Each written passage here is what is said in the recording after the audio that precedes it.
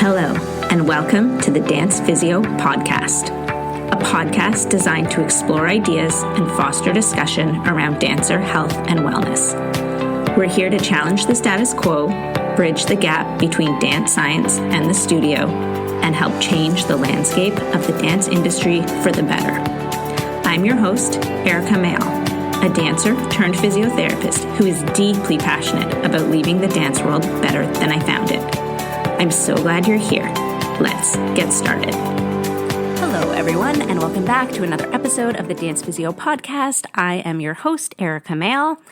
I am really excited to be back podcasting this week after taking a break last week to be away at the International Association for Dance Medicine and Science conference in Italy.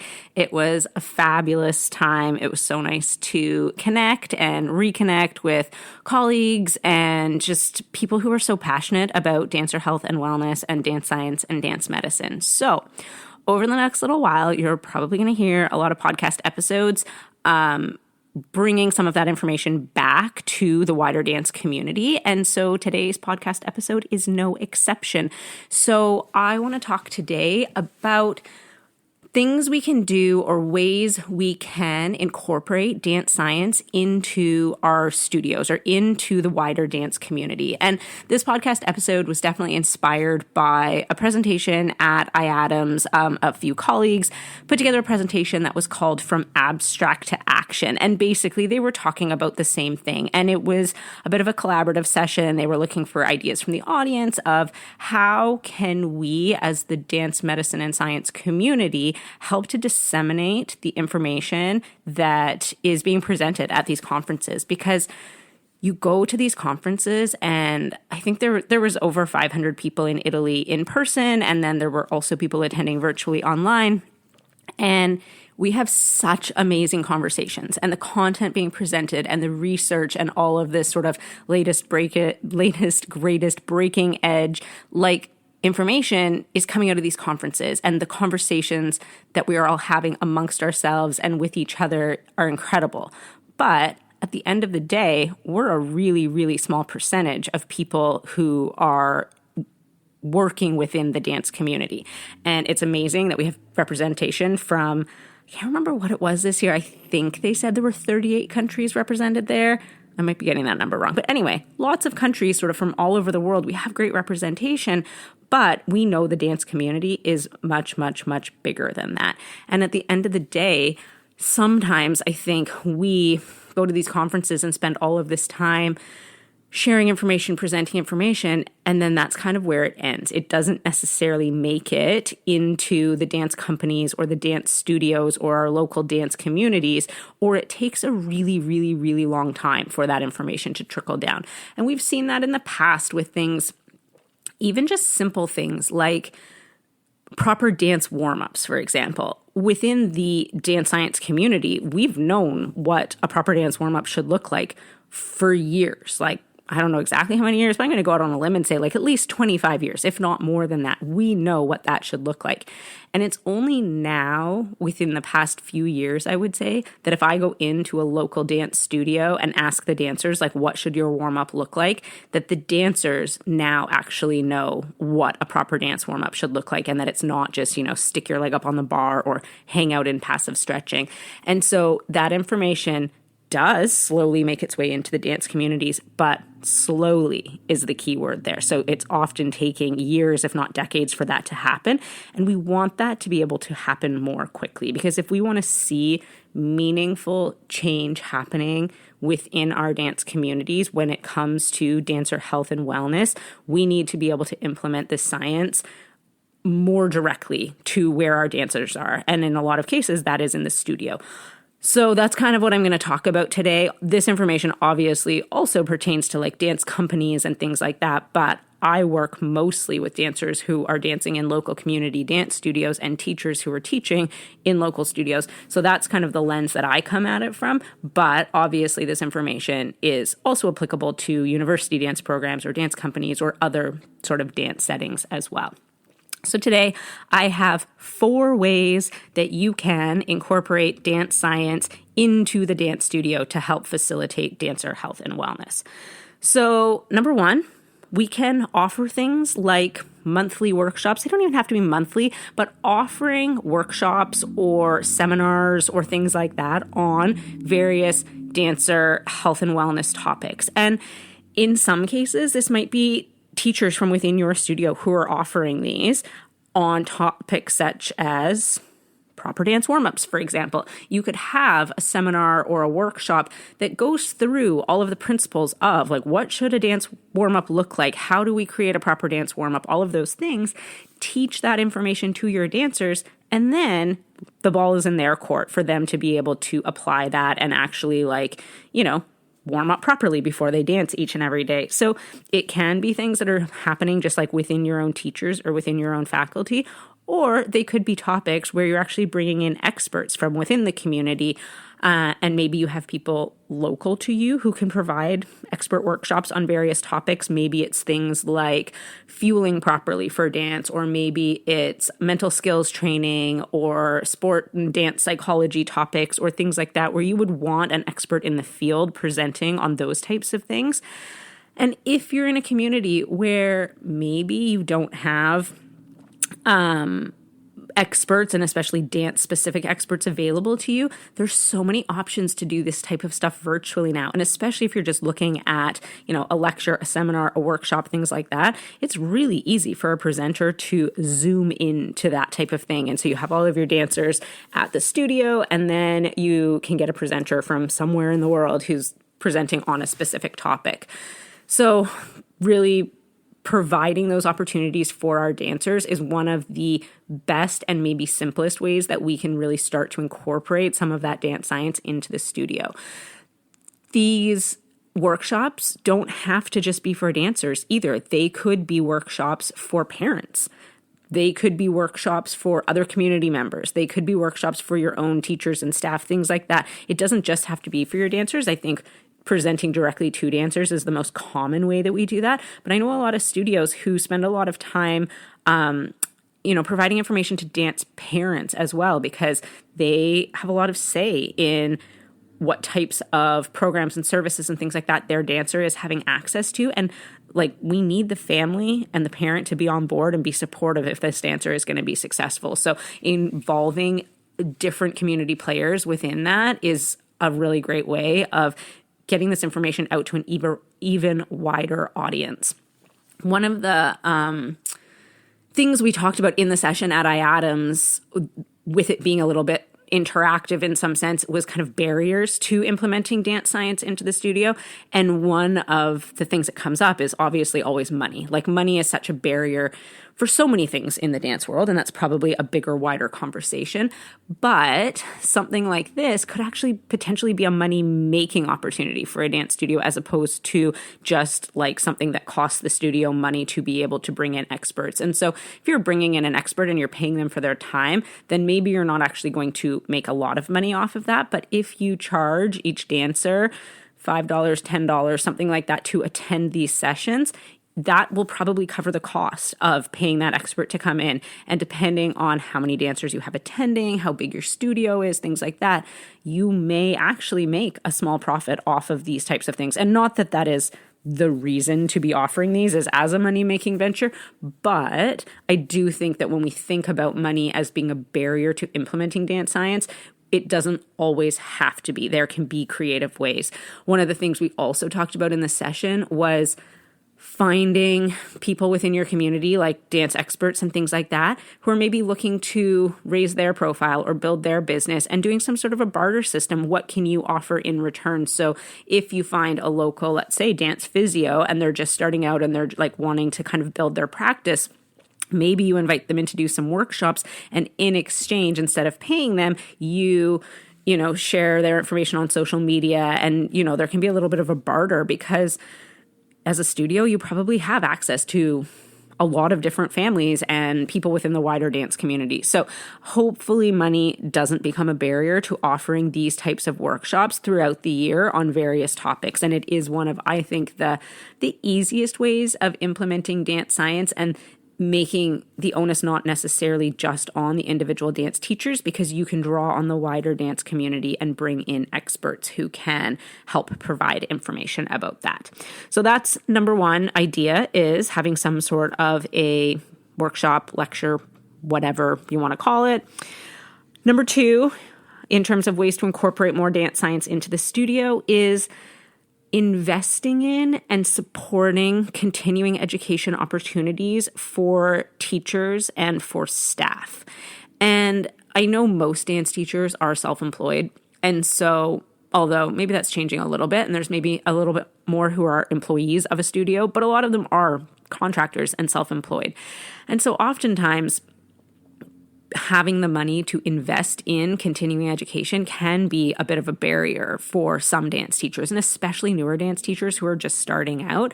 But as a wider dance community, can we really start to invest in continuing education for our dance teachers so that they are staying current and they are staying up to date? And there's lots and lots and lots of options for teachers nowadays. So it can be bigger educational undertakings, like maybe a certification through like a syllabus training program or things like that, which honestly can be quite costly potentially. But there's also lots of lower cost options available when you look at different online dance training programs, or even just like webinars, like one-off type things that teachers can participate in that can be a lot of times free or at a much, much lower price point. So as teachers, really, if you can go out and seek out those opportunities, it's obviously going to just like help you to stay up to date on the latest dance science and research. But if you are a studio owner or studio director, providing those opportunities for the teachers, and maybe it's free things, but you're just like letting them know that they exist. You hear about something, pass it along in an email to all of the teachers on your faculty, or bringing things in-house. And so if you have a faculty and you're, wanting to do some sort of continuing education, you maybe can bring it in-house and get a discount on a program. If you're like, hey, I've got 10 teachers on my faculty and they all want to do this training, can you come and provide it to us in-house for, a reduced cost or things like that? So I think there are a lot of opportunities and options for that. This is a conversation that I have with dance parents a lot in the clinic, where, dancers are coming in for various injuries and things like that, and we get to chatting about things. And a lot of those parents follow me on social media or listen to the podcast and are maybe sort of aware of some of this dance science and medicine knowledge and research. And a lot of the times things I hear from parents are, oh, I wish that the teachers at my kid's studio knew this information, or I don't think that the teachers at my kid's studio are up to date on the latest stuff and things like that. And so as a dance parent, if you are finding that, I think you can take it upon yourself, respectfully, obviously, to share that information with these dance teachers. I often get parents reaching out and saying, oh, like, I know from listening to your podcast or from various things that like overstretching isn't safe, but I'm still seeing that happen at my kid's studio. What can I do about it? And one of my answers is always, well, maybe you can share that information with the dance studio. And so, I have a podcast episode on overstretching. And so maybe you share that with the teachers and say, hey, I've been listening to this great podcast. I think some of the teachers at your studio might find it really interesting. And so I think there's ways as parents that you can very respectfully help to share some of this information with teachers, because teachers aren't always aware of everything that is available to them, like out in the community. There's a lot of information in a lot of different places. And so I think if you do find something that you think is interesting, or that is, backed in science and things like that, I do think that it is appropriate to share it with the studio. And they may take that or leave that. Like, there's no guarantee that they're all going to sign up for some course that you share with them, but at least you're helping to disseminate that information and making more people within the dance community aware of resources and things like that that are available. So I think just creating more open lines of communication and really supporting all of our teachers in continuing education makes a really big difference for that information to then make it into the studio where those teachers are teaching the dancers every single day, because it is the teachers who interact directly with the dancers who are going to impart that knowledge directly on the next generation of dancers. Third thing, and this kind of ties in a little bit to exactly what I was just talking about, but utilizing online resources. So there are so many brilliant online resources available nowadays, and these range from things like actual dance classes, like things like, say, CLI Studios or something where it's like a library of classes and in different genres and things like that, to more dance science specific resources. So there are online programs that are specifically like dancer strength and conditioning programs, or online resources that are more psychological support services or things like that. Like, there are so many resources available online for dancers nowadays, which is amazing because, like I said before, not every dance studio is in a community where you're surrounded by dancer health and wellness experts that are local to you. But you can absolutely utilize these online resources, and a lot of these online resources will offer a studio subscription option. So you as an individual teacher, or potentially even a dance parent or a dancer, can oftentimes subscribe to these. But if you're a studio owner or director and you have like a staff, or you want your dancers to be able to have access to this, a lot of them will offer you studio subscriptions. And if they don't have that listed, reach out to them and ask, because a lot of times they are happy to sort of provide some sort of access so that you can share that information, or your dancers or your teachers can have direct access to those online platforms and those online resources. And like I said, some of it's recorded classes, some of it is more like lecture style, like informational workshops and things like that. But there are fabulous, online resources that didn't exist, even 5 and 10 years ago. Really, maybe it's a little bit of one of the things that came out of COVID to some degree, although it was starting even before that. But there are fantastic online platforms available now. I will link a bunch of those in the show notes. I don't have any affiliations to any of them specifically, but I will just link a bunch of them to give you an idea of what is out there. It is not at all going to be an exhaustive list, but if you are like, oh, I didn't know there were dancer strength and conditioning programs available online, I will link just like a bunch of those in the show notes for this episode. So go check those out if you're looking for specific things. And if you know of online platforms or online resources that I don't include in that list, and you think the wider dance community would benefit from knowing about them, let me know, because I can edit the show notes and whatever. And so I can kind of start to add to that as well and create a little bit of sort of a resource list in the show notes for this episode. So utilizing online resources is a fabulous way of being able to implement dance science into the studio, and oftentimes fairly low cost if you look at studio subscriptions and that type of thing. And then lastly, and again, this is not like a totally exhaustive list of ideas, but the last one I'm going to talk about today is connecting with local providers and developing a local referral network. And so this could be healthcare providers. So maybe it's your local physical therapist, your local massage therapist, local chiropractors, whatever it happens to be. Or maybe it's more movement specialists. So maybe it's a strength and conditioning coach, or a Pilates instructor, or a yoga teacher, or something in that realm. Or maybe it's more, psychological, like mental health, whether it is psychological services, mental skills training, performance enhancement, that type of stuff. Trying to find people within your community that you can connect with and develop a referral network for your dancers is massive in being able to create a healthy dance environment. And so this is maybe one of the biggest questions that I get too, with people just messaging me on social media and things like that, is asking, do you know somebody in XYZ area who does what you do, or that type of thing? And there are lots of us all over. And so oftentimes I am able to connect people with dance-specific practitioners in their local area, but that is not always the case. So I do know that there are still a huge number of studios, and probably the vast majority of dance studios, to be honest, that are in communities where there maybe are not dance experts locally available to you. And I mean, in an ideal world, would we have dance-specific people available in every community? Yes, that would be fabulous. Is that going to happen? No, at least not probably in my lifetime.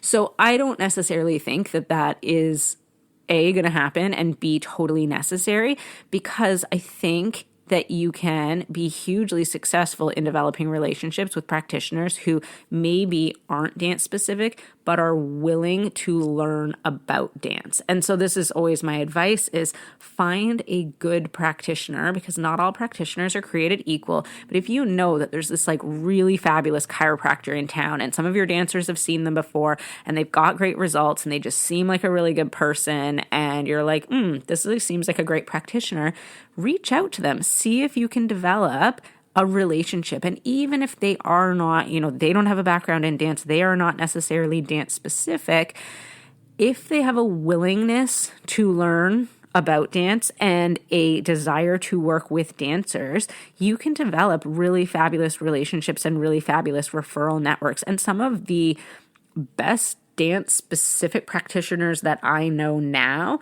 that is how they started out. Like, they don't personally have a background in dance, but they kind of fell into it and then went deep down the rabbit hole. And now they are like, a dance specialist practitioner. And that's not going to happen to every practitioner, but as long as they are great at what they do and they have a willingness and a desire and an openness to learn about dance and learn a little bit of the language and the culture, you can create these really great relationships. And maybe that means you invite them into the studio to observe classes or observe rehearsals so they can see, like, what does it actually look like in a dance studio? Because if somebody's never been inside a dance studio before, they don't actually know what the structure of a dance class is. But if they can come and observe, see what the structure of a class is, maybe they come to rehearsals, they see some performances, things like that, they start to understand a little bit more how the training then fits in with the treatments that they're offering and what have you. So I think it's really possible and often super successful developing these relationships with local practitioners,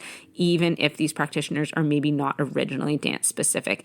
And sometimes it's good to have a little bit of an outside perspective coming in or giving advice or presenting information, because sometimes things happen in the dance world that we just accept as normal because that's the way they've always been done. And that's just like the thing that's happening most commonly in a dance environment. And somebody from a non-dance environment comes in, and maybe it's like a physical therapist or maybe it's like a sports med doctor, and they're like, wait a second, that's like not normal, or that's really, not best practice in XYZ or what have you. And so they might actually be able to see things a little bit more objectively than somebody who is so embedded in the dance culture that we're just like, oh yeah, that's just the way things are done, or we accept things a little bit more. So I think that even if we have somebody who is not a dance specific specialist, we can absolutely invite them into our circle, and that can help to create an environment that is a little bit more health and wellness centered and does incorporate a little bit more of the latest science and research into our studio settings. Even if that maybe comes from a little bit more of a sports background, I don't always think that that's a bad idea. I think that sometimes we get a good and different perspective when that happens. So that is what I will say about that, is really trying to connect with local providers and creating a referral network is a great way of also helping to bring more dancer health and wellness into your dance studio. So those are my 4 kind of ideas for today. Like I said, this was all kind of inspired by lots of conversations I was having over the past week in Italy. But hopefully at least one of those has given you an idea of something to move forward with. I don't expect every studio to implement all of that immediately. Change does take time.